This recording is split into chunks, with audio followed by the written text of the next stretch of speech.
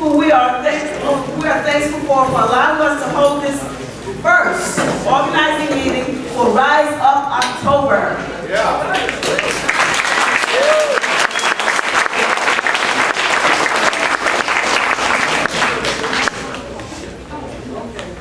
To the youth, I am known as Aunt Shirley. To all the rest of you, I am known as Sister Shirley from the forgotten borough of Staten Island.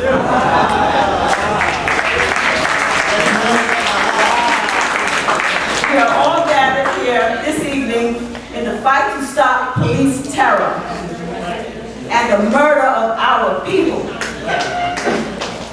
In May 26, 80 people met at the invitation of Dr. Cornel West and Carl Dix to discuss a proposal for a nationally march against police terror on October 24, 2015 in New York City. This meeting was attended by families of victims murdered by the police, high school and college students, religious leaders, representatives from the number of the justice-based organizations and unions, and numerous activists. After wide-ranging discussions, this session called for Saturday, October 24th, to be the day with hundreds of thousands of people covering New York City for the first Rise Up October to stop police terror. Right.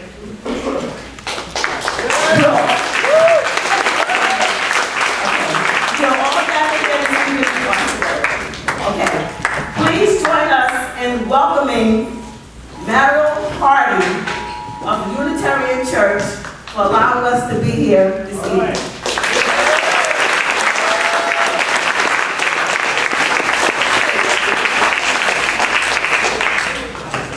On the move. How's everyone tonight? Good. My name is Mario, and I'm the events director here at the Unitarian Church of All Souls. One of the things that I tell people for one reason or another pretty much every day is that All Souls means exactly what it says, that everyone is welcome here, that everyone has a place here at All Souls. I've been very lucky in my life, and I consider it luck. It's through no skill of my own that two things I can say are always true. I've never had a problem finding good people, and good people have never had a problem finding me. And for that, I'm very, very lucky. I'm very happy tonight to look out on a personal note and see a lot of my friends and comrades who I've known for a lot of years, a lot of whom I haven't seen in a long time. Brother Carl Dix, for example, Brother Chef McDaniels, a lot of the people here, Jonathan Brown, Steve Yip. It's really nice for me. A lot of folks might know me from my background with the MOVE organization and the International Concerned Family and Friends of Philadelphia. I've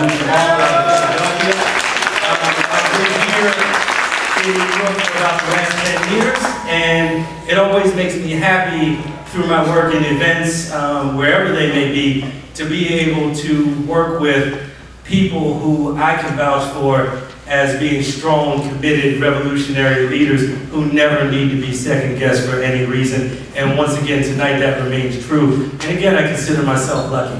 With that, I'd like to not take up too much of your time, but I would definitely like to say once again on behalf of myself, the staff, the clergy of All Souls, we extend a warm welcome and thank you for being here tonight, and thank you for the work that we're doing, that you all are doing 365 days a year in the name of justice and revolution. On the move.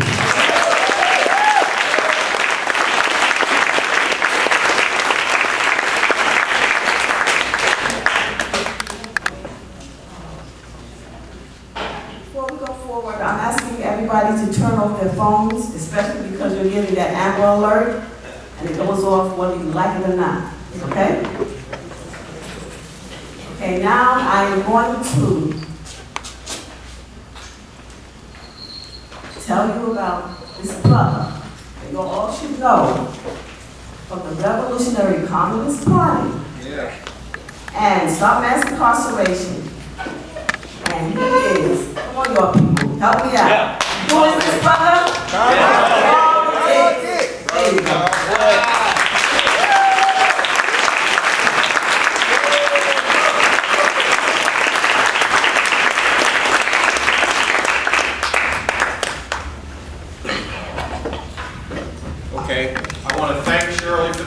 introduction, and you all are where you need to be tonight. We have to mobilize this huge march in New York City in October. We got to do this because black people continue to be targeted by racist killers in and out of uniform. Yeah. And this must stop.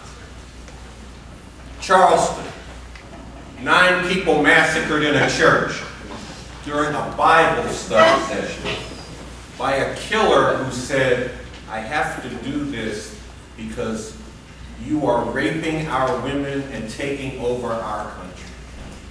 White supremacist lies. We also have to do this because this whole system goes into motion to exonerate killer cops when they murder black and Latino people, and that must also stop. Yes. Now, when this massacre went down in Charleston, they started saying, oh, well, this was a crazy lone wolf. Yeah. No, that wasn't the deal, sisters and brothers. No way. The rage that drove him was nurtured by the white supremacy that has coursed through the veins of America since the very first Africans were dragged to these shores in slave chains.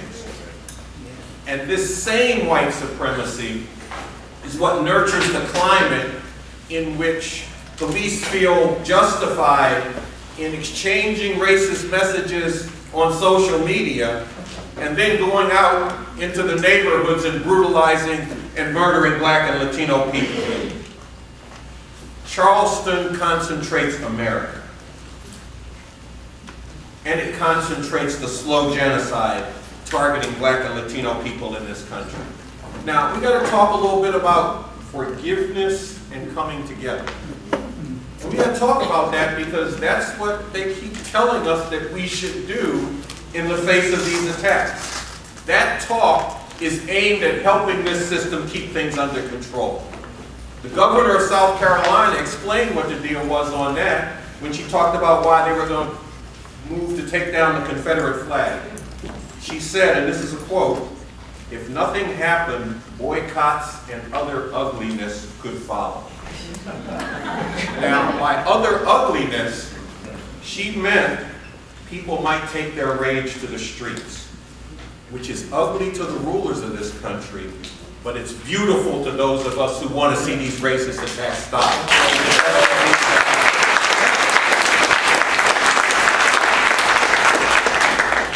See, in reconciling with these people falls into a ruling class trap that aims to smother our rage, to just push it on down so that it can't find expression.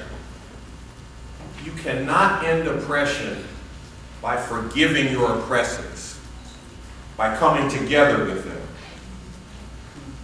And let's talk a little bit about hate too, because they said, oh, don't hate. Don't respond to this with hate. Well, it depends on what you hate. You should hate oppression. You should hate these racist massacres. You should hate hearing about another young person gunned down, choked to death, beaten to death by the cops, who then get away with it. In fact, you should hate it so much that your rage around it moves you to act to stop it. And let's talk a little bit about healing. I ain't a doctor, but I do know that you cannot heal until you diagnose the disease and root it out. Otherwise, you're just covering a festering sore. The disease is white supremacy rooted in the capitalist imperialist system. And it is not time to come together with the folks who preside over that system and the white supremacist attacks that it brings down on black and Latino people. What it is time to do is to draw a huge dividing line in society over these outrages and to challenge people. Which side are you on? There ain't no room for neutrality here. Don't tell me you're standing in the middle when on one side you got people who are fighting against this injustice and on the other side you got the people who are bringing it down. You are either with the people who are standing up and saying no more to these attacks, or You're with the folks who are bringing them down, and then it's okay with you that this happens. So we have to cut out that middle ground. End this feeling that people can have of being neutral. We got to turn society upside down over this. And this march in New York City is aimed at doing just that. Stopping police terror and pushing out which side are you on and challenging people to get on the right side. Now look, I know that people have marched around these outrages. I know people went to the streets around Charleston. They did vigils. Before that, people were in the streets around the wave of intensified police murder. That's good, and it needs to continue. It's good that people have acted around the Confederate flag. And in fact, there's a national march called for Charleston on July 4th. We got to make sure that the call for October in New York City resonates at that march. But at the same time, we have to take things much higher. Because look, the cops are not holding back. The courts are not holding back. The prisons are not holding back.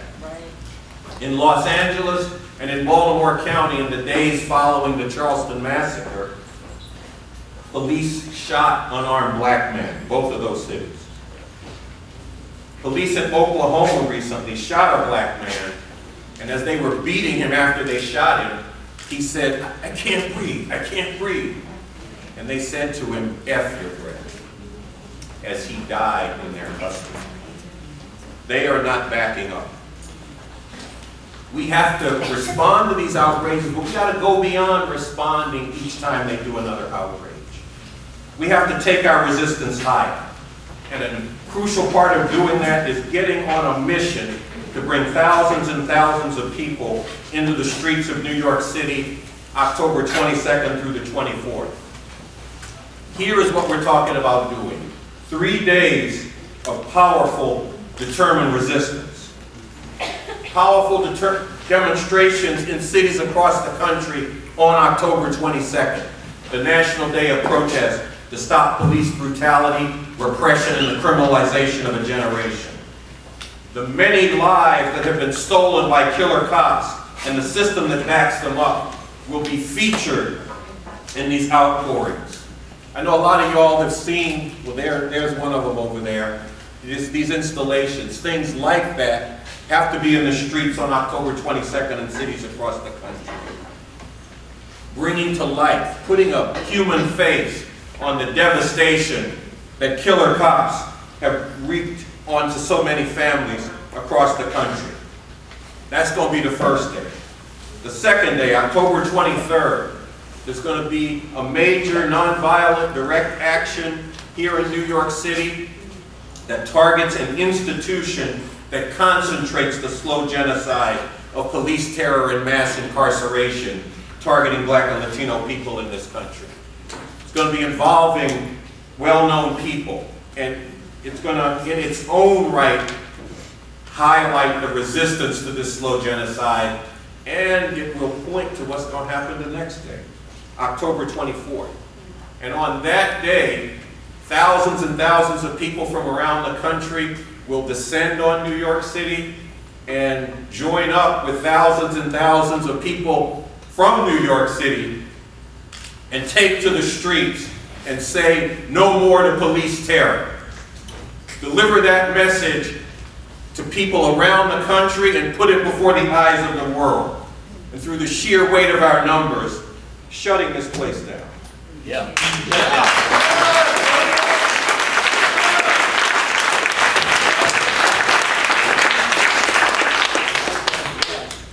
Okay, now it's going to take work to make this happen. We've got to spread the call for this march everywhere in New York City. We got to reach everybody who's tired of police swaggering into their neighborhoods like occupying armies, beating people down, locking them up, and even killing them off.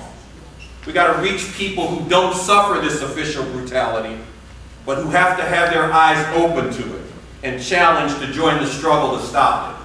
We got to mobilize people from different backgrounds, different walks of life. We got to mobilize black people. We got to mobilize Latinos, Asians, whites, Native people, everybody, and bring everybody together who sees these horrors for what they are, or who can be one between now and October to see them for what they are, to stand together and say that police terror must stop. We have to do this because the ruling class has targeted the protests that have come down with mass arrests and threats to come down even harder. They've also tried to change the subject from talk about killer cops to talks about cops being heroes who are doing a dangerous job well. And they're trying to smother our righteous rage at racist attacks with talk about learning from Charleston to respond to these outrages with forgiveness and love. See, now they're doing all this because they don't want the ugly reality of what their system does to people here to be laid bare before the eyes of the world. Well, we want to bring that reality out into the open and challenge people to join us in acting to stop. And look, there's a strong desire to see these horrors stopped. We saw it in Ferguson and around the country in response to Michael Brown's murder back in August. It surged after the grand juries let killer cops walk in Ferguson and on Staten Island. And then after months of attempts by the authorities to beat it down and drown it out through confusing the issues, it surged back into the streets on April 14th, here in New York City and across the country. And it roared in Baltimore after the murder of Freddie Gray.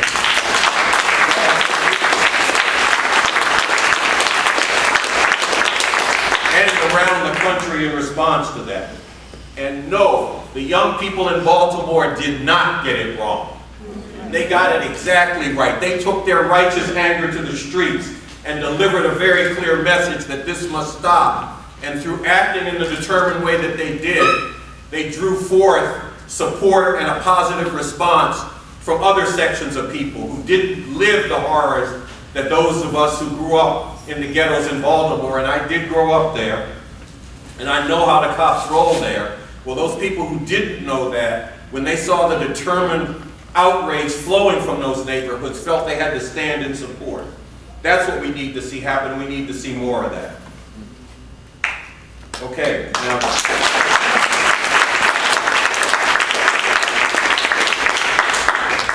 how are we going to do that? We're going to move to tap into that desire to stop these horrors. We're going to do it by taking the call for October everywhere.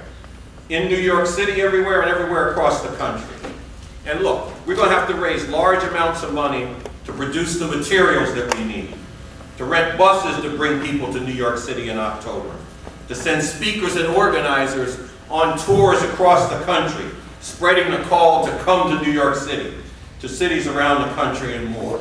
I mean, there's got to be a thing of, are you getting on the bus and going to New York in October? And then there's got to be a thing of a lot of people saying, hell yeah, are you coming with me? Yeah. We got to get that going.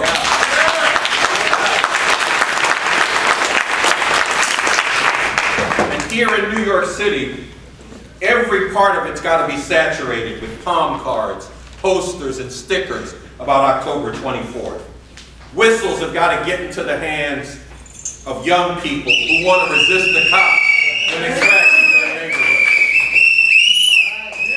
You hear that whistle, you know it's time to act, to deal with it, because the cops are coming in and something foul's afoot. We got to mobilize students to take the call for October 24th everywhere this summer, and then to be ready to take it into the schools, colleges, and high schools when they open in the fall. We got to reach deep into the faith community, mobilizing congregations of churches, mosques, and synagogues. We got to reach into labor unions and get their members into the streets of New York City in the fall. And we have to be poised to go to hot spots where police murder and other horrors go down, and unite with the resistance that people mount there, and point to the need to be powerfully in the streets of New York City, saying, this must stop, and which side are you on? Now, I'm going to come back to how we're going to do that, because tonight we're going to begin to plan out how to do it.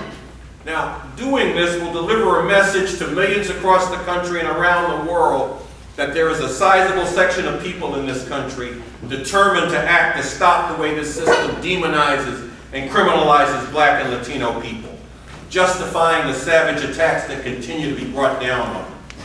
It will give those who are tired of suffering these attacks the sense that when they stand up and fight back, there are others who will join them in that fight.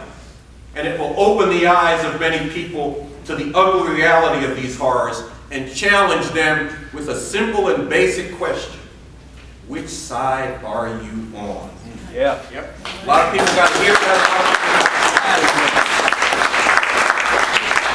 Now look, sisters and brothers, stopping these horrors won't be easy. The wanton murders of black and Latino people by police is the spearhead of a slow genocide of criminalization, demonization, warehousing in prison, and more targeting black and Latino people. And the backdrop for this slow genocide is the very way that this capitalist imperialist system has stripped the inner cities across the country of legitimate ways for people to survive and raise families by relocating their factories around the world to places where they can subject people to even more vicious exploitation than they could here. And that slow genocide results from this operation of the capitalist system. This system has no answers that are in the interest of the people to these horrors. And I will tell you, it's going to take revolution, nothing less, to stop these murders.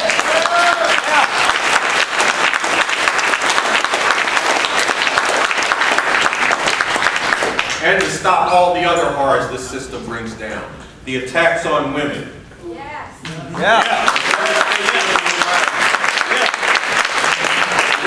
Empire, all of it. It's going to take revolution, nothing less. Because we should live in a world where these horrors are no more.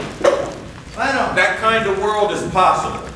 The party that I represent, the Revolutionary Communist Party, and its leader, Bob Avakian, are throwing our all into bringing about such a situation where such a revolution could be started that has a real chance of winning. We put out a constitution that details what a revolutionary society would look like after this revolution has happened. And I encourage people to check that out. And we are getting ready for this by mobilizing people to fight the power and transform themselves and others for revolution. Now, I'm going to be putting my all from now through October in making this march happen here in New York City. I'm going to go everywhere I can, spreading the message that people need to be in New York City in October.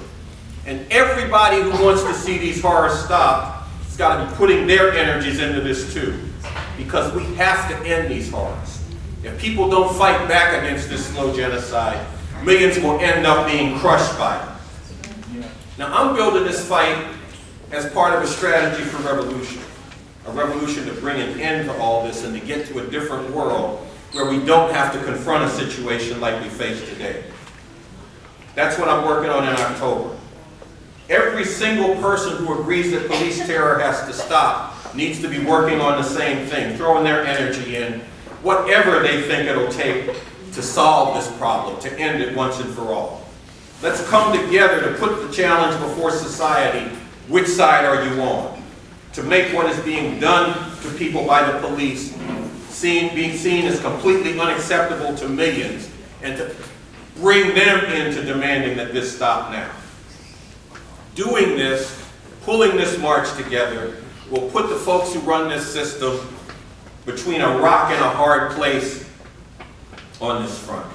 Facing them with either continuing to unleash their cops to brutalize and murder sections of people that they hate and fear, which can move more people to take to the streets in outrage, or backing down, trying to rein their cops in, which could give people a sense of what their defiant actions could accomplish and spur even more defiant resistance. Already our protests have started to tear things open in this country. And we don't need to be restrained. In fact, we want to tear it open even more.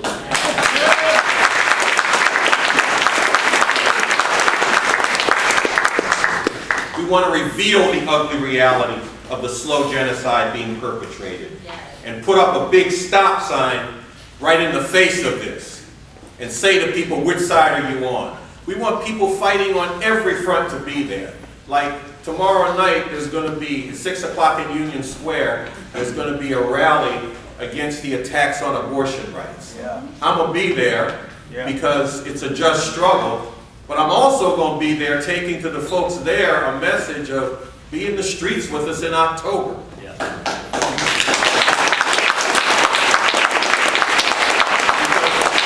Because these are both horrors that need to be fought against, and we need to bring people together. I'm going to take the same message to people standing up and fighting around what's happening in the environment. People who are fighting against government spies, against the wars of empire. We need to bring everybody together in this. October will be a powerful leap ahead in its own right, but it can also serve as a springboard to go even farther, continuing to build resistance until a movement of millions of people saying no more to this horror have been brought into being, and these horrors can be beaten back and ultimately stopped. That's what we are going on a mission to do. We're beginning that mission today, sisters and brothers, and we will get more deeply into it as the evening goes on. Thank you.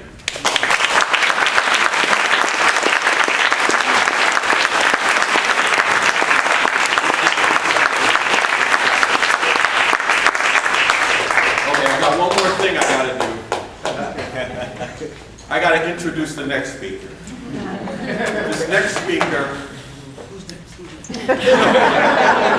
This next speaker, he's actually a guy who needs no introduction here. But I'm going to give you one anyway. Yeah. I'm going to introduce you to Brother Cornel West.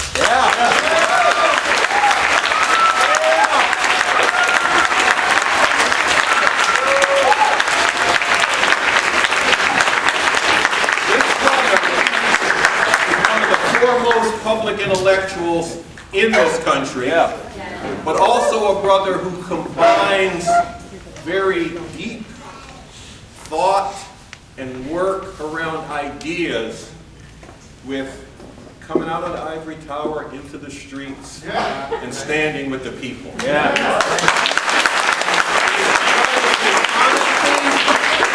And what he brings together, that I love him, and you all ought to love him too.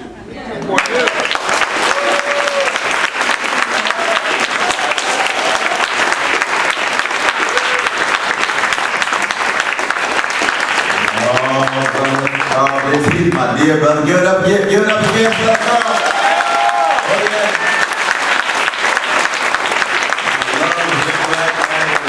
It's a beautiful thing when you're on fire for justice, whether you're a revolutionary communist like my brother, whether you're a revolutionary Muslim like Malcolm X, a revolutionary Buddhist like Bell Hooks, or a revolutionary Christian like myself. Revolutionaries come in a lot of different forms, but the important thing is the overlap that focus on the dignity of those sliced stone called everyday people. When you fall in love with everyday people, you hate the fact that they're being treated unjustly. You loathe the fact that they're being treated unfairly. If you don't do something, the rocks are going to cry out. I want to introduce to y'all our dear sister, Pastor Doris Johnson. Stand. Let us get a handed partner. Let us get a handed partner right here, y'all.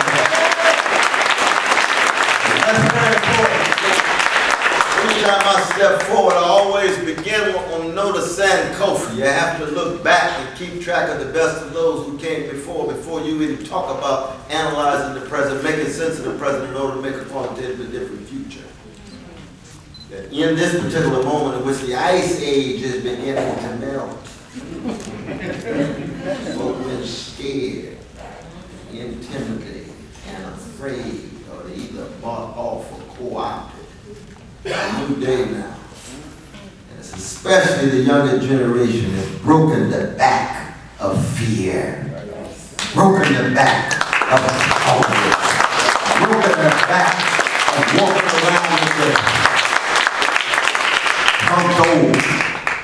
But Malcolm used to say, anytime those everyday people who've been walking around humped over, straightening their backs up, they're going somewhere. Because folk can't ride your back unless it's bent.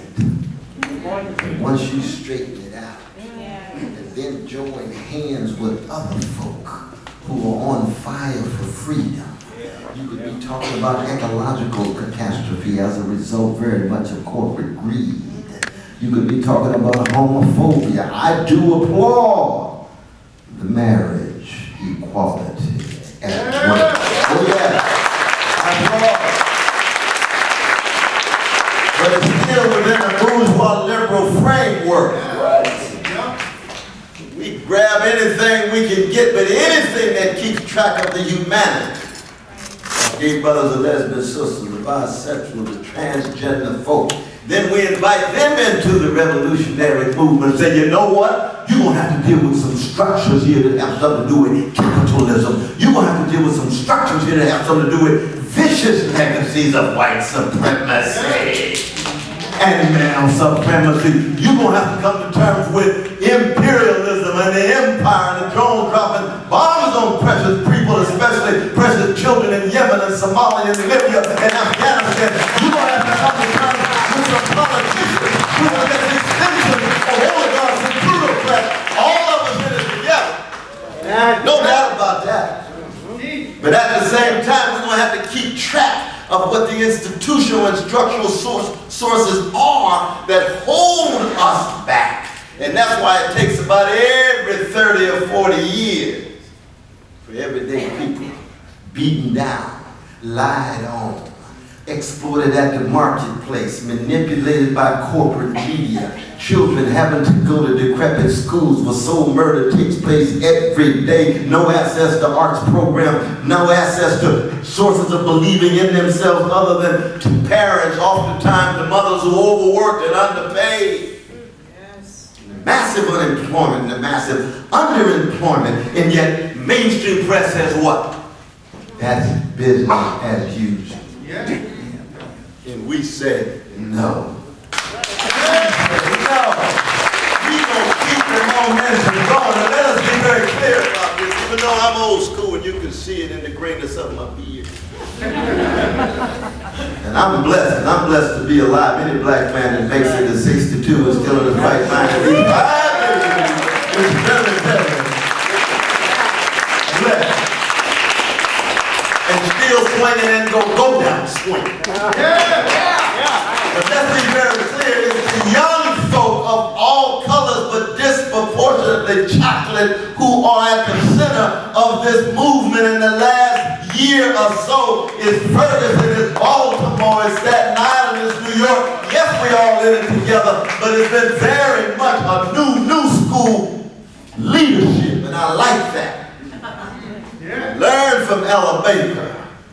The days of the messianic model of the head Negro in charge, that's over. Been trying to tell Brother Sharpton that for a while. Trying to tell all of the old black leadership that messianic model is over because you all are easily co-opted, easily brought in, easily incorporated. We want grassroots leadership. We want indigenous leadership coming out of the local context. And those of us who are at a national level, we just render our services. Whatever skills and insights and gifts we have, because each and every one of us ought to be specialists in being servants of the people. Yes. When you talked about that, that wasn't no joke. To put the people at the center and ensure that their voices are heard. And then at the same time, let them know that they come from a tradition of a people who, when they put the voices of the people center. You see, I come from a black people been terrorized for 400 years, traumatized 400 years. Our whole tradition is what? Lift every voice. We a blues people. You can't be a blues woman unless you find your voice. We a jazz people. You can't be a jazz man unless you find your voice. Exactly. Ooh, that voice of the young. So good. Give it up for the young. Oh, we love you in the back. We fighting for you too. You precious voice.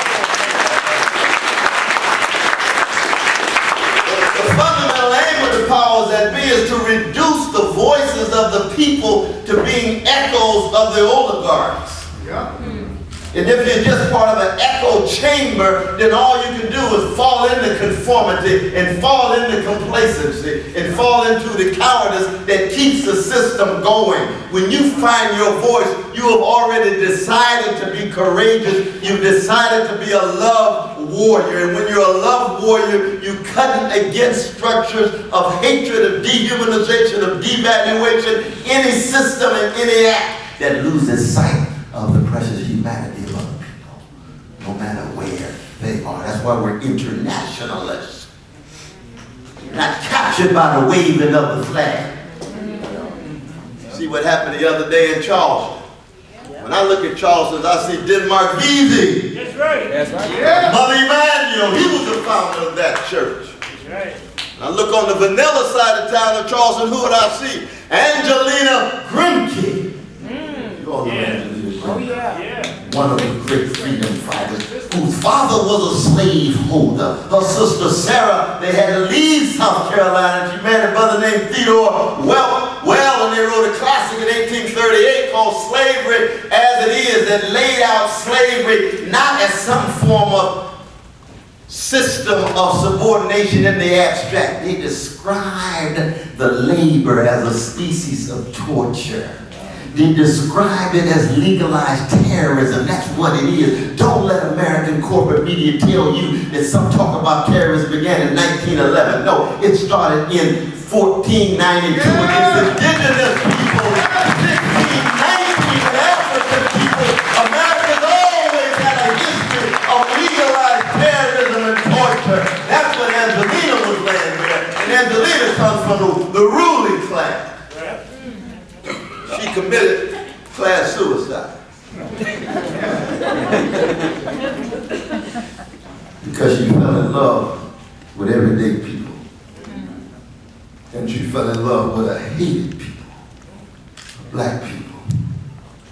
And that's one of the great contributions that we black people have made to the world. To be so intensely hated, and yet teach the world so much about love. And it is true, my brother, about forgiveness. Premature forgiveness is a twisted effort at sympathy. It's a pathological form of empathy. But what it also does, and this is why I think we might disagree, we don't have time for it, not a seminar at the moment. I'll start with John Coltrane's Love Supreme. That's my starting point. That's true. Jesus free and love. Jesus loved free black man, so I got black church in it. But the Love Supreme simply says, when you are hated so, you say what Emmett Till's mother said in Chicago in August 1955 when her baby was in the coffin. What did you say? What you gonna say, Mama Till? She said, I don't have a minute to hate. I will pursue justice for the rest of my life. So you keep the love pole, but you got a fighting pole. The problem of Charleston was when somebody kills your grandmama and the next day you forgive them, it can't be real forgiveness. It can't be genuine. It can't be authentic. You got to work it through. You got to work it out. Love the person that put in the grave, mourn and grieve, but at the same time emerge as a fighter. Emerge swinging. But it's got to have love at the center of the swinging. That's the key. That's the key. James Baldwin was a love warrior. He was a fighter. Toni Morrison's beloved, fighter. Donny Hathaway, fighter. Nina Simone, fighter. Stevie Wonder, love and the need of love. Oh Lord, we'd have a seminar just on that song. Love and need of love. Because what happens for people who hate themselves, who love themselves? They straighten up to tell the truth. And the condition of truth is always to allow suffering to speak. When you allow suffering to speak, the powers that be shake in their boots. We got to keep the wave going. July is going to be a massive march in Newark, New Jersey. August the 10th, we were just talking about this. Massive civil disobedience, 1 year anniversary. Ferguson. Yeah. Oh yeah. August the 10th. Mr. Louis Farrakhan, 20th anniversary of the Million Man March. What's the title of that march? Justice or else. You know how the ministry is. What you talking about? Well, you just work it out yourself. It's just as hard else. But then the Revolutionary March. New York City. Carl Dixon, all the rest of them. We're going to have a distinct revolutionary love, revolutionary action, revolutionary analysis, revolutionary vision. You won't find the other marches. Now, all of us going to be part of the other marches because, as I said before, we're all in it together. We're all in it together. We're not looking for unanimity. You don't have to agree on everything. I don't agree with everything my dear brother Minister Louis Farrakhan talks about. No, not at all. But when it comes to a hatred of white supremacy, count me in. Count me in. Hatred of male supremacy, I want my feminism, count me in. Hatred of homophobia, count me in. Hatred of imperialism, count me in. Talk about our disagreements on other contexts, other levels, but count me in on the love train that Curtis Mayfield sang about when he said, "Get ready." We just got to make sure we're ready in October. That's what we plan.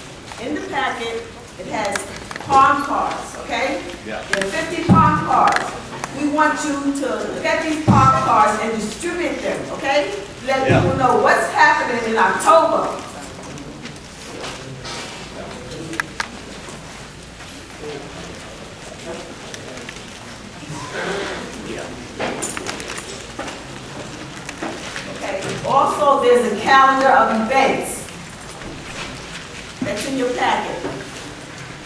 Everybody has it?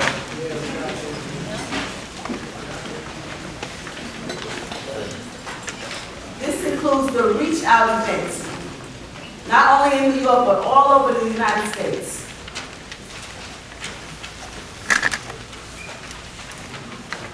Then there's 5 copies of Carl Dixon's statement in Charleston.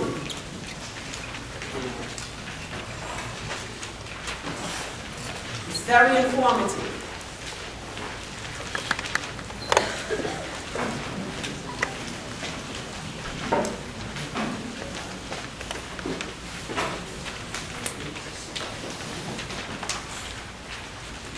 Then there's 5 copies of our rise in October, okay?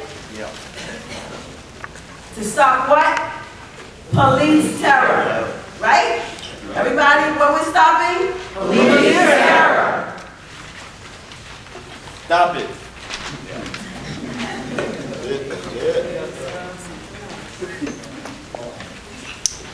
Okay. Then there's a registration form. I would like each one of you to fill this out.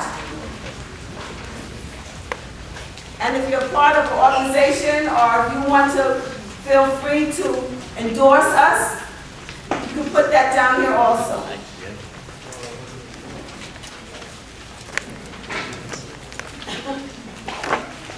So take the time to fill all on the registration form out before you leave, okay?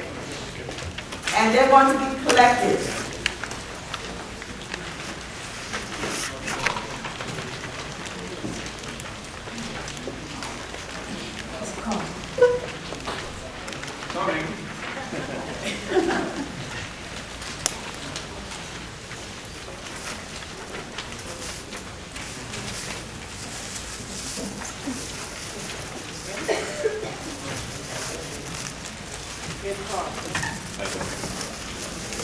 Okay.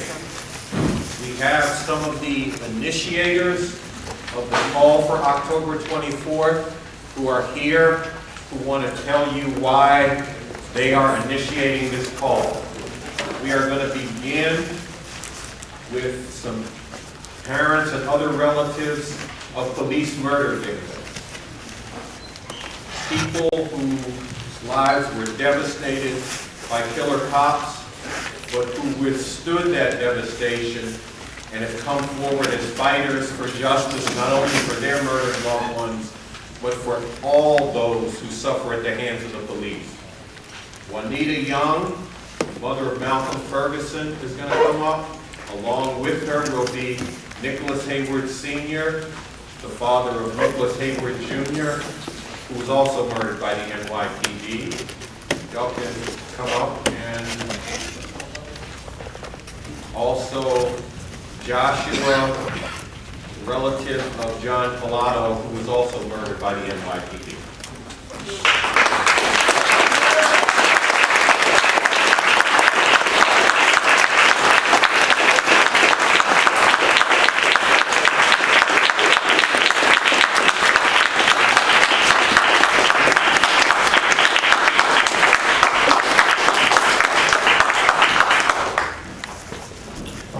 Thank you, ladies and gentlemen. I'm honored to be here for October 24th. Speak out. Speak louder, little boy. Can you hear me now? There's probably these hearing aids that got, they need hearing aids, so I got to speak a little bit so I can actually hear myself too. Okay, anyway, I'm honored to be here to support October 24th, and you know, I'm quite sure some of y'all, or most of y'all, know about the National Day of Protest, October 22nd. Yeah. I have been a part of that since my son was murdered 20 years ago. There hasn't been too much of any kind of changes that have been brought forth inside this system. This system, which most of us, or all of us should know by now, is a white supremacist system. It's a racist system that is governing over us. There hasn't been any justice in a single case in the last 20 years that I know of since fighting for my son. My son was only a 13-year-old student playing with a little toy pot gun. Very colorful, didn't look nothing close to the real. But yeah, I still have to fight daily. I mean, I already spoke out to reached out to the elected officials, and they like it falls on deaf ears. And this is, what we have to go through on a regular basis. So October 24th is a very, very important day for me, and it should be for you also.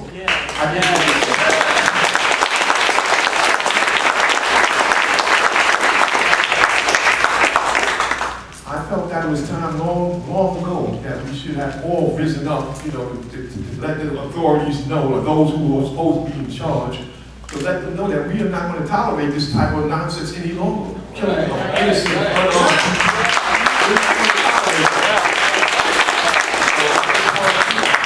I just want to say to you all, reach out to other people, let them know they all need to get involved. This is some serious stuff. Because like I said, in the last 20 years, I have not seen a single innocent life that was, got any type of justice. And I mean, for the parents to have to come out here, begging and pleading with these people, I know that I have evidence in my case to convict this cop, but yet, it goes nowhere. It still goes nowhere, regardless of how much evidence or whatever we have against these officers. They still get off with nothing, clear of nothing, and they still patrolling our streets. Right now, they're getting ready to put over 1,300 more police in New York City. But yet, what happens to the, since my son was killed, there's been over 300 police who have shot innocent people. What's going to happen to them? They okay? They all right now. What's going to happen with them? Absolutely nothing. But yet we still have to come out and beg and plead and protest and rally. Enough of that. Come on, we are all in this together, and we need to fight together and stand together. Thank you.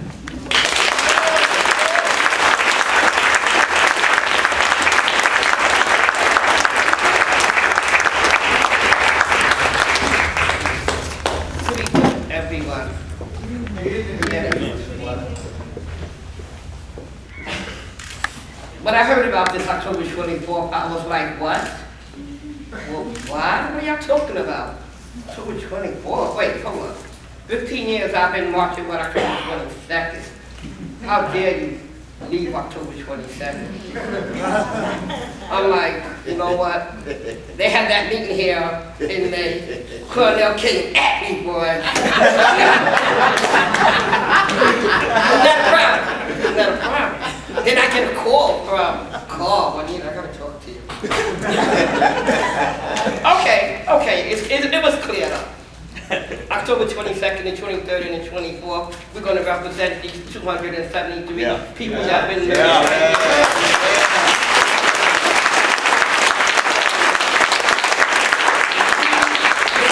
They can't speak for themselves. My son, Michael Ferguson, is one of those 273 people on this list. So, as his mother, there's no way I'm not going to stand up for the other 272 people. Yeah. Because already are young, innocent lives that were taken for no reason. But yet and still, what are they saying to us? Oh, go ahead with your life, forget about it. Yeah. What? Yeah. You know how I can live every day with myself? Because I hear and I talk to you. I could go to sleep at night and rest. Because it ain't like I'm just laying down and letting it be nothing. I'll come out and I'll say, come help us. Stand with the families that have to go through this pain on a regular basis. Come stand with the families that have to not see their son walk through that door. Take away the life of my 23-year-old son who never had a chance to have a son or a daughter. My son who never got to enjoy his life. Because of the trigger-happy cop Louis Rivera decided my son's life wasn't worth nothing. Well, honey, you got a problem, because I'm his mother, and I'm going to tell you it was. And I stand.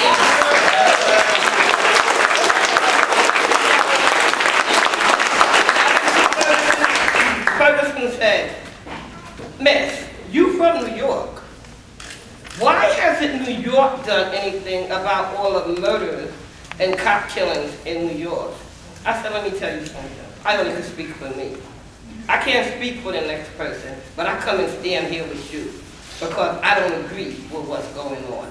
And now, New York is stepping up. Hey, I'm with New York, and I'm with Carl and Cornel, and excuse me, Cornel. On July 11, I asked you, we're doing a tribunal in the Malcolm X Shabbat Center on July 11 to get testimony from people across the different states. And I remember asking you to be one of my panelists. No, but I'm going to be with my mama, though. Anyway, Cornel.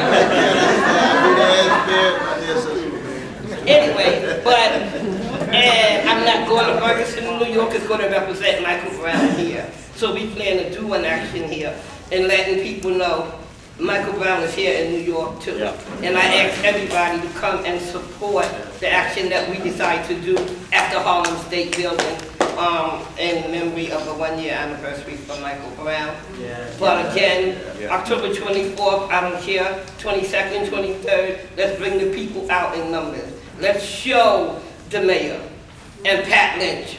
We don't care what he says. The heck with that commissioner. Let's do what we the people know we can do. Outnumber these cops. Yeah. Thank you.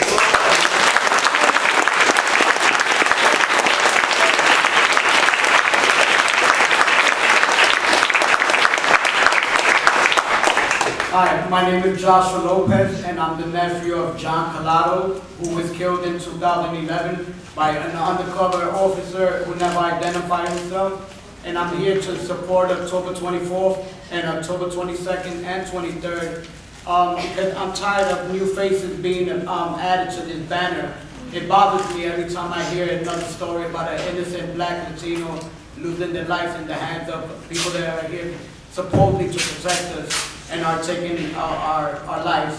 And I'm here to support October, and I stand with Carl Dix and Cornel West and everybody in here.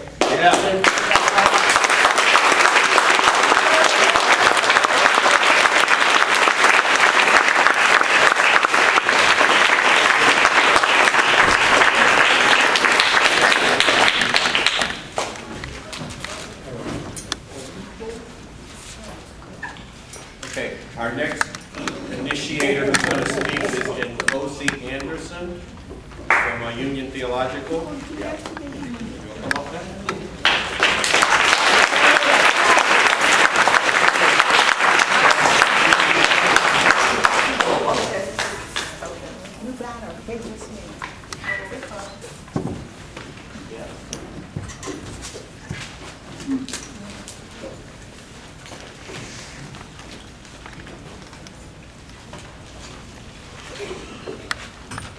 Good evening, friends. Hey. Can we give Mrs. Young, Mr. Hayward, and Joshua another round of applause?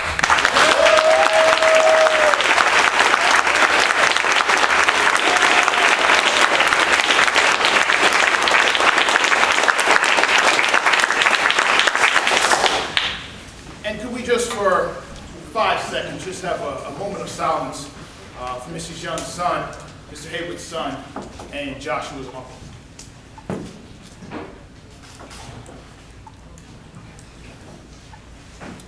Thank you. I was just hearing them speak. I was just moved to ask that. So thank you very much. God bless you all. It's great to see everybody here tonight. It's a packed house. This is awesome. Carl asked me to address this question of why I'm doing this. So here's why I'm doing this. We need to be very clear. Unjust police terror against people of color has always been a part of the very fabric of this nation. Yes. Yeah. It's always been. That's right. Now check this out. Here's an example. In 1903, W.E.B. Du Bois published his classic text, The Souls of Black Folks. And in the book, he has a chapter entitled On the Sons of Master and Man, where he looks at the actual relations of blacks and whites in the South at that time. He examines their physical proximity, their economic relations, their social interactions, etc. Now, at one point in the chapter, he explores the question of black crime in the years following emancipation. So in 1903, he writes this, and I want to read it. He says, "The police system of the South was originally designed to keep track of all Negroes, not simply criminals. And when the Negroes were freed and the whole South was convinced of the impossibility of free Negro labor, the first and almost universal device was to use the courts as a means of re-enslaving the blacks." He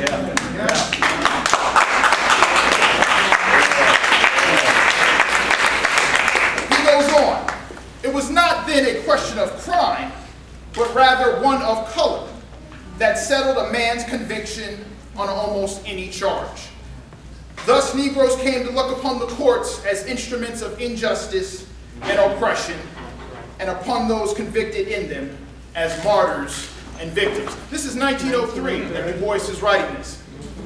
And so let me just kind of highlight some things that jump out to me from that passage. One, we see him talking about the criminalization of a race of people. We see him talking about, two, an inherently racist and unjust justice system. And thirdly, we see him highlighting an economic system that cannot provide for the masses of people. Does this sound familiar?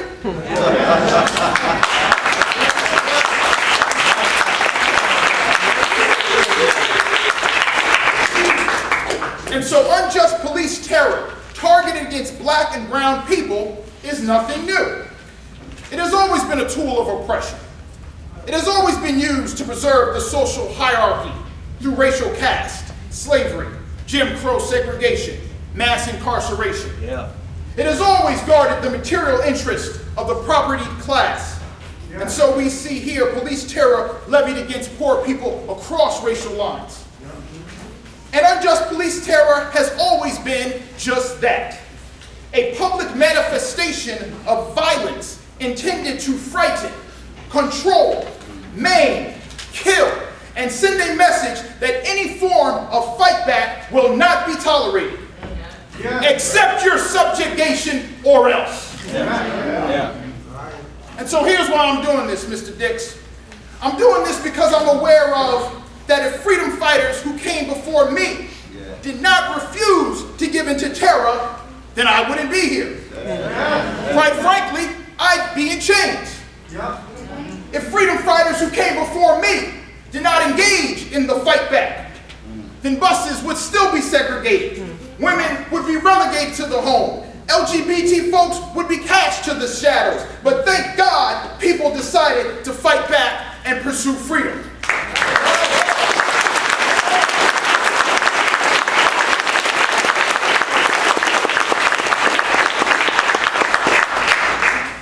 And so the question before each and every one of us, in our time, in this moment, is what are we going to do to fight back against racism, against war, against climate change, against mass deportation, against transphobia, against Islamophobia, against patriarchy. The list goes on and on and on. What are we going to do at this moment? And so for me, I view the actions in October as a concerted effort of all freedom-loving people concerned with justice, concerned with liberation, and concerned with revolution from these systems of oppression that seek to keep us down, to come out united, with purpose, and with a militant love to say, please repeat after me, down with unjust police terror. Down with unjust police terror. Down with white supremacy. Down with white supremacy. Down with all systems of death. Down with all systems of death. Power to the people. Power to the people. Peace and love.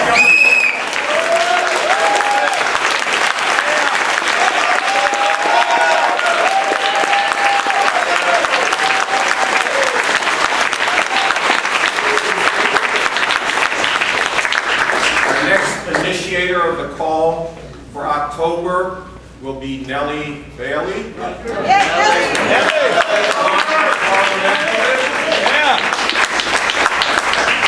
Sister that I've been in the streets with, I've been in jail with.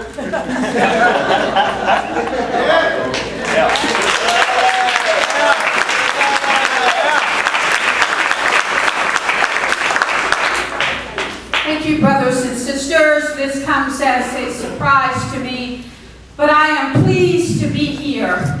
You know, this fight for justice that we've talked about all night and that we've heard all year and for years and decades, and particularly after the South Carolina massacre, should ring true for all of us. You have no choice but to fight back. You have no choice. The perils of symbolism, the flag, surely is not the answer. Embracing a governor as we see the black misleadership class scramble into the arms of the U.S. plutocracy for their favors. Not only the black misleadership class, but the buffoons and dashikis with diarrhea at the mouth. We need to talk about their ghosts, the ghost in their house.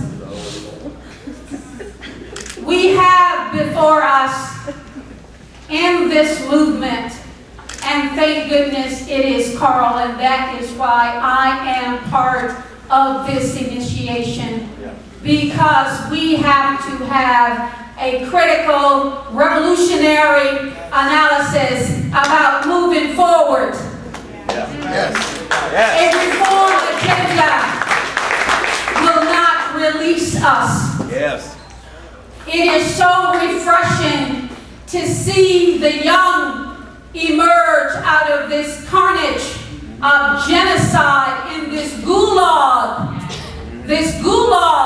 headed by a man with a brown face, this gulag of death and blood and greed that we see spread across the world, across the globe, in quest of the U.S.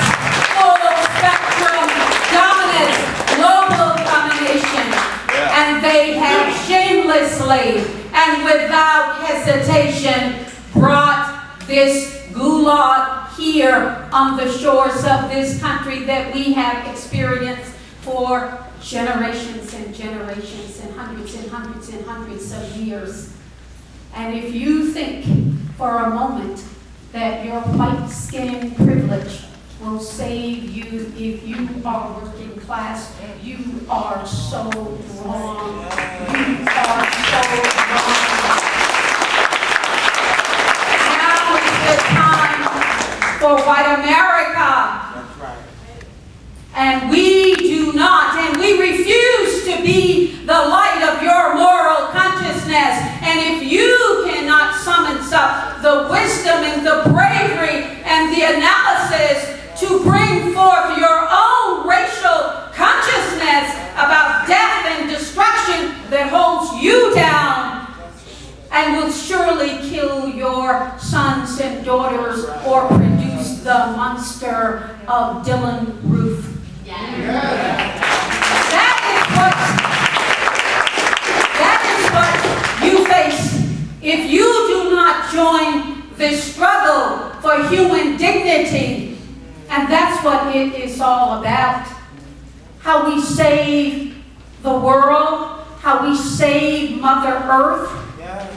Because these greedy, shameless, immoral capitalists do not care.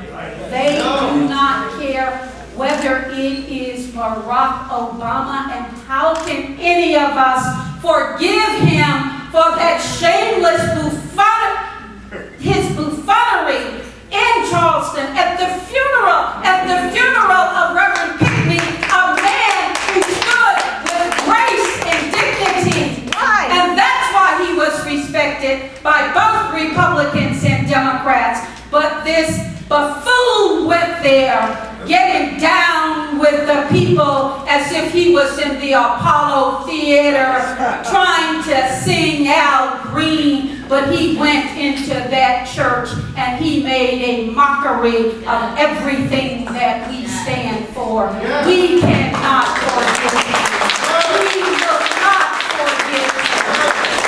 We will call him out. We will call out the white face of imperialism, Barack Obama and white face, and that is Bill de Blasio.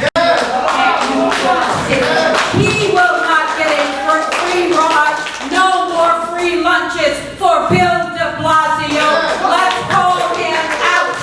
If you want to stand with Commissioner Bratton, then you do it, but you don't do it on our watch. No, you do not do it on our watch. And we will tear down your false mantle of progressive politics. No, we will move forward in a revolutionary chorus of unity, a united front. As Cornel West said, you don't have to be a Marxist. You don't have to be a liberationist theologist. You don't have to accept any label that anyone wants to put on you. But you must accept the label of freedom fighter.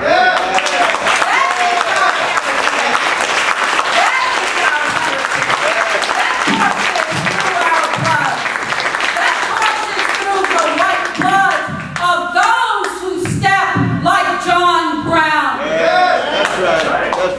That is our legacy. And when we come out on the 24th of October, let us stand proud.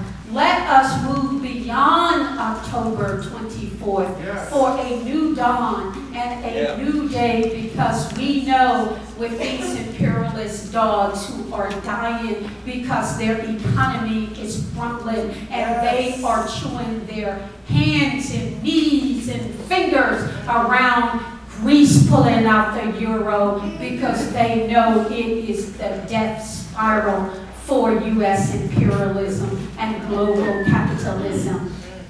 It is before us. We need not be afraid. We need not be afraid.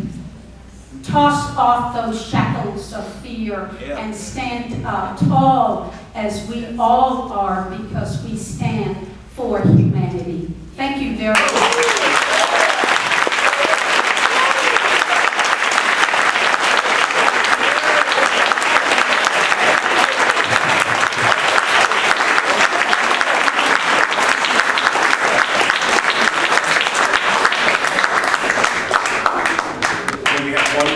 Initiator coming up, Mobilizing Tyler from Students Against Police Brutality.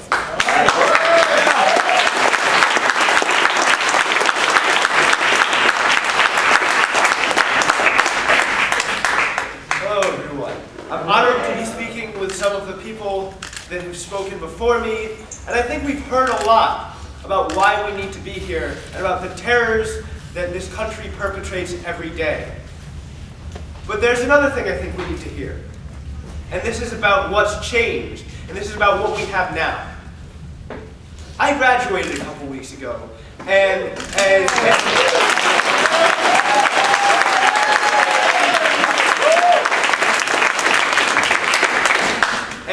as anyone who's attended a graduation knows, the principal usually gives a speech. And the speech that the principal gives usually goes like this. It goes like, there are some problems in the world, but look at these great people who are graduating today who are going to make all of those problems disappear. But here's the thing. That's not the speech that my principal gave. In fact, it's the opposite of the speech that my principal gave. Because when my principal got up a couple weeks ago, he said, I'm not sure I have much hope for stuff being changed by these high school seniors. He said, we've been graduating high school seniors for hundreds of years, and yet we still have these events. And he said that despite the fact that he was told this when he came through high school, we still have the year bookended by two tragedies. He talked about Ferguson and he talked about Charleston. He talked about the fact that this year it looks even more grim than ever. What he didn't talk about is the fact that most high school classes that graduate have events like these bookend them. He didn't talk about the fact that there are Trayvon Martins, that there are others like that there are Sean Bells that come around every year. Why am I saying this? Well, what I'm saying is that what's changed is that people are talking about it, and what I'm saying is that what this year was really bookended by, what was really revolutionary, was that this year was bookended by rebellion and protest. Yeah.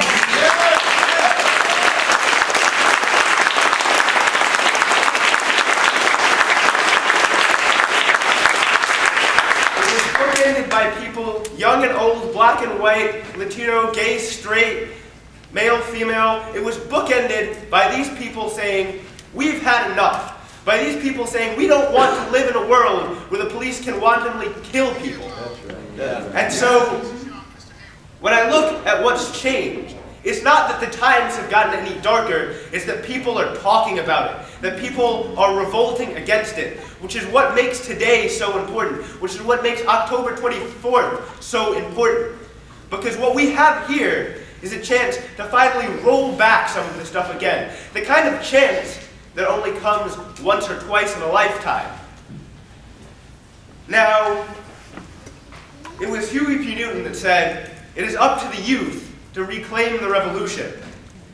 I think they've done just that. Because if you look at Baltimore, and if you look at Ferguson, if you look at New York on December 1st, you see that all over the place, black men and women, white men and women are coming out to say, we are going to take your streets by force until you give us back the lives of those you have stolen. Now, there's a lot of things that I've heard in recent months. I've heard from people that they don't want to be associated with certain organizations, and I understand that, because there are certain organizations that have caused a lot of people grief, and there are organizations that I've seen sit by and tell people not to engage police as they beat and arrest people because they did not want to be about confronting them. I understand these problems, but these are people to talk with. These are people to engage in spaces like these and not to say, we will cast you by the wayside. Because what this movement has been lacking is brotherhood. There are a million different organizations who are working on this, and that is amazing, but what hasn't happened is they haven't come together and said, we have our differences. You may be about reform, and I may be about revolution, but what's really important is that they're killing black people, and right now where we need to be is the streets. Yes.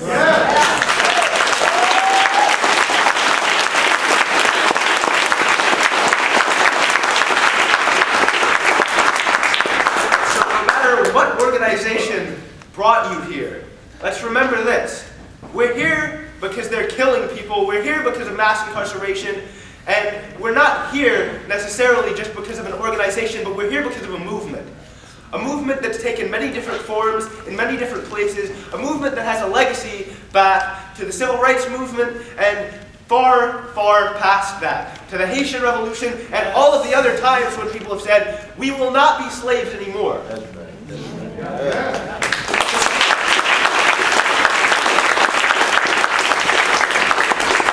Society has a few skeletons in its closet, and it is our job, no matter what our race, no matter what our gender, no matter what our sexual orientation, to air those, to air all of the skeletons, because I don't want to live in a world where my children have to be doing this, and where I have to fear for my peers and my children's safety, where I have to joke about the mass incarceration and the school to prison pipeline being real simply because I saw a police car outside of my school on the day of my graduation, where I don't have to worry about the 13 squad cars that came down to my school when we held a teach-in to educate people about what's going on, where I don't have to worry about the fact that I was put in jail and they tried to put me in jail for, when I was taken to court and they tried to put me in jail for a whole year simply because I was out on April 14th. Yeah. Yeah. These people ruin lives.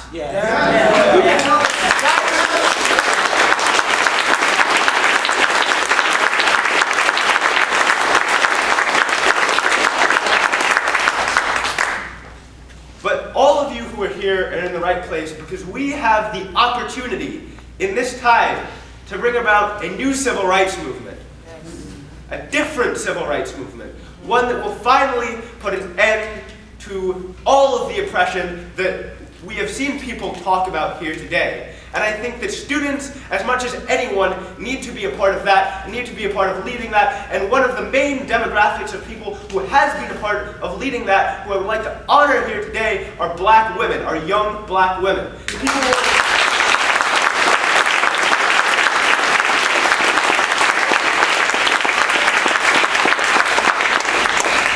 No matter where I go, I see that they are today's role models. That there are more people who take after Angela Davis than Malcolm X. Thank you.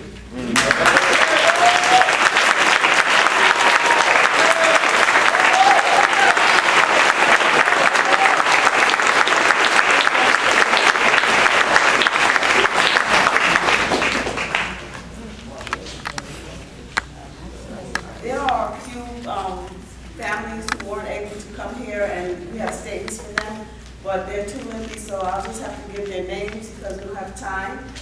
One is Pamela Fields, mother of Dante Jordan, killed by the Long Beach, California police in 2013. Jean Taxton, mother of Michael Anita, killed by Downey, California police in 2011. Terry Taxton, brother of Michael Anita, was murdered by Downey police in 2011. Ruben Gonzalez, brother of 19-year-old Hector Morgan, murdered by the Long Beach Police Department in April 2015. Karen Morad and Chris Silva. All of these people were murdered by the police, okay? And we need to remember them, and we need to continue to do this for our people. Thank you.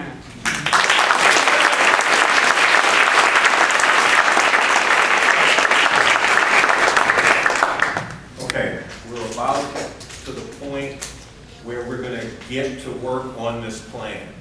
I laid out some general things that we have to do, but tonight we have to get down to some specifics, and we have to leave here on a mission to spread the word, to get on the bus and come to New York City if you ain't in New York City. And if you in New York City, be in the streets. Be in the streets October 22nd. Be in the streets October 23rd. Be in the streets October 24th. And we are going to begin the things that we have to do right now, because we are setting out to do something historic and something that is much needed. A huge march here in New York City to challenge millions of people with the question, which side are you on? To do this, we're going to have to distribute hundreds of thousands of palm cards across the country. We got 25,000 cards here tonight as a start on that. Doing this, producing those cards will take a whole lot of money. And I want you all to start contributing to that whole lot of money right here tonight as these baskets go around. We're going to have to rent a lot of buses to get people to come to New York City on October 24th. Remember that Spike Lee movie, Get on the Bus? That's right. We have to bring that sense back and be saying to people, get on the bus. But there's going to have to be a lot of buses for them to get on. Getting those buses will take a lot of money. We're going to have some people volunteer to spend the summer turning this city upside down over which side are you on and stopping police terror. It's going to take a lot of money to support these volunteers. We're going to have to send speakers and organizers for this march in New York City in October on tour throughout the summer, going all across the country, speaking to people about the need to come to New York. That's going to take a lot of money.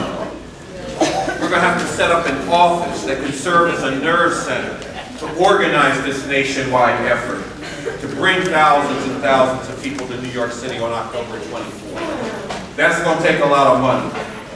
We got to do all this and more.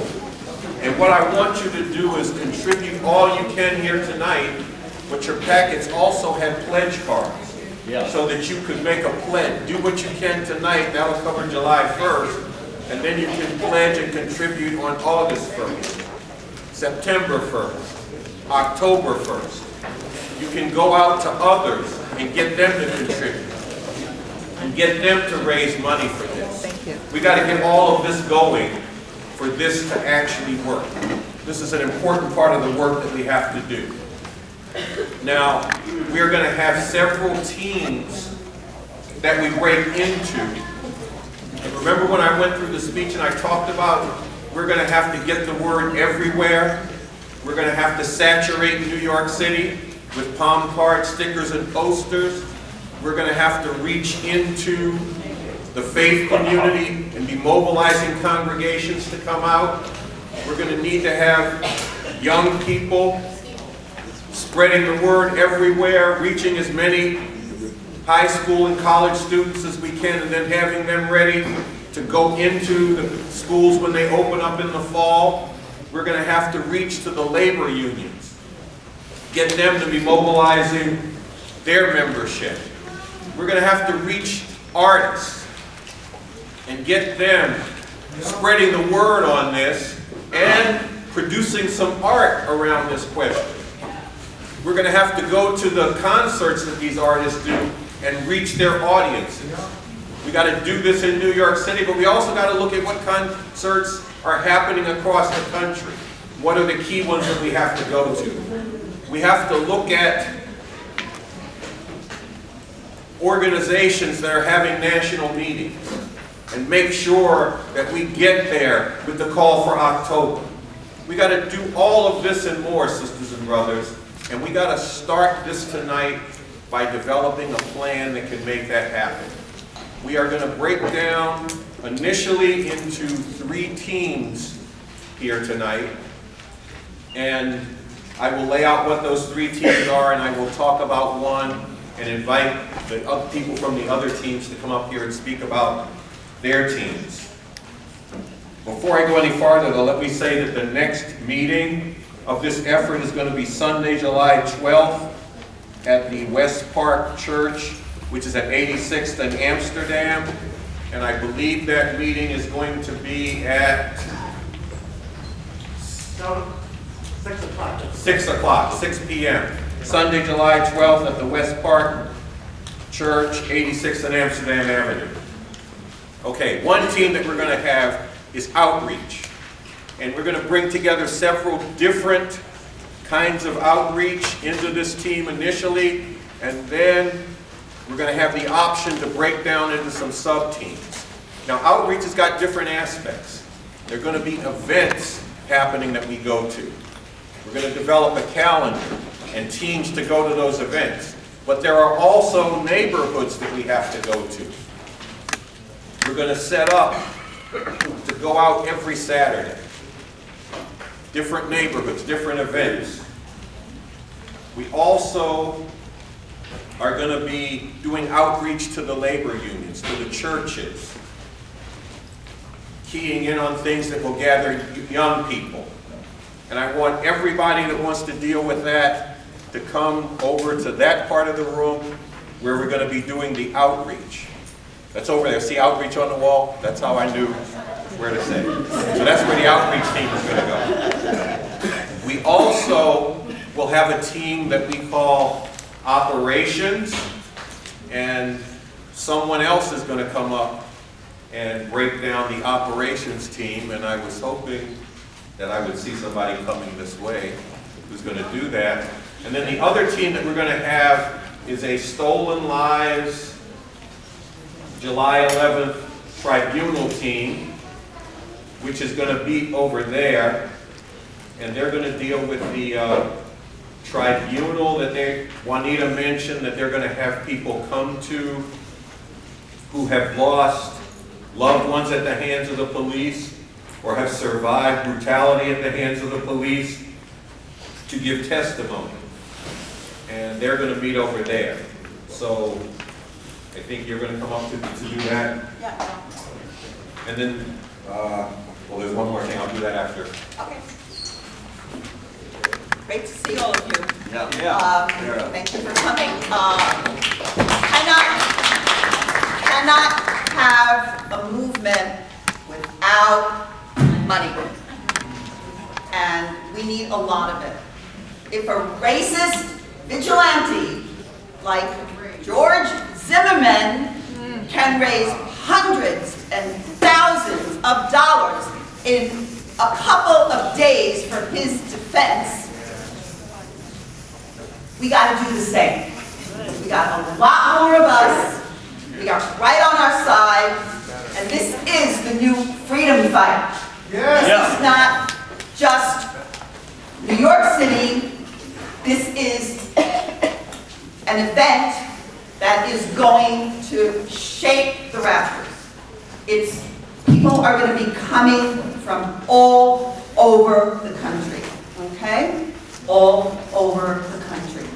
And we need to make this happen, and that's why we need you in the operations team. We need a massive, massive outpouring here, and it won't happen without organization and that green stuff, and we can do it together.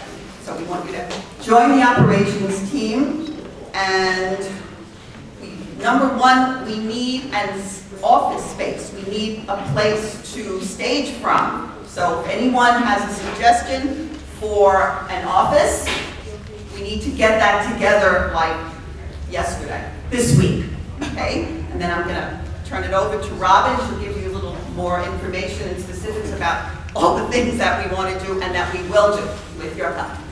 What more is there to say? You've heard that we need money. Yeah, Robin. Oh, I'm sorry. What more is there to say? Money is money. We need it. We can't operate without it. We need great ideas. We need help. So please come and join us in the operations committee, because we have to get public relations out there. We need to get people to go around this country and speak and encourage other people to come. And of course, you know, we cannot do it unless we have mucho dinero. And once a rapper, I won't give his name, once said, if it doesn't make dollars, it doesn't make sense. So let's come together and organize and raise some funds so that we can make October 24th really happen. Yeah. Thank you.